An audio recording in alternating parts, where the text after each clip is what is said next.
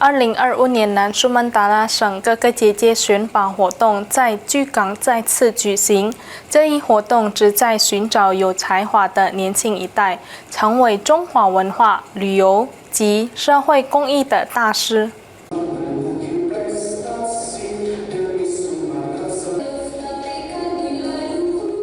为弘扬中华文化，南苏门答腊省哥哥姐姐的选拔活动每2年举办一次。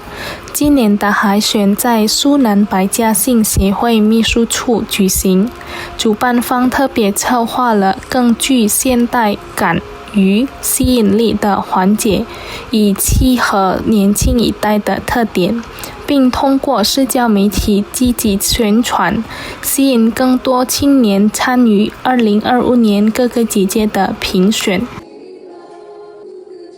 其中一位参赛选手南苏门答腊省姐姐候选人 Selfie 表示，她之所以报名参赛，不仅是为了传承中华文化，更希望借此机会扩展人脉与视野，丰富作为年轻一代的自身经历。他透露自己早在1个月前就开始准备，包括才艺表演训练，以及深入了解参与这一盛会所带来的收获。Kita tahu ya pasti Koko Cici Sumatera Selatan itu pasti punya relasi yang sangat luas.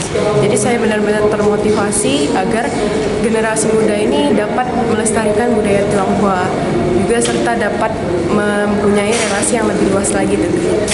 Bagaimana Mbak mempersiapkan diri untuk audisi ini?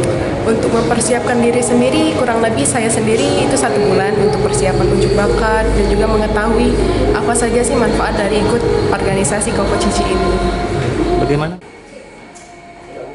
2023年南苏门答腊的 Oliver 哥哥和 Annie 姐姐表示，海选不仅是展示个人魅力的平台，更是培养新一代中华文化大师的重要途径。届时评委将从智慧、形象、举止和才艺4个方面进行综合考评。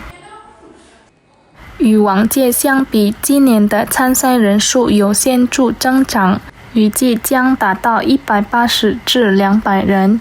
主办方强调，它不仅仅是一场选美或才艺比赛，更是一个让年轻自我提升、深入了解中华文化，并将其推广至更广泛人群的重要平台。Misi utama tentu kita mau mencari kader baru, yaitu duta budaya, pariwisata, serta sosial Tionghoa di Sumatera Selatan.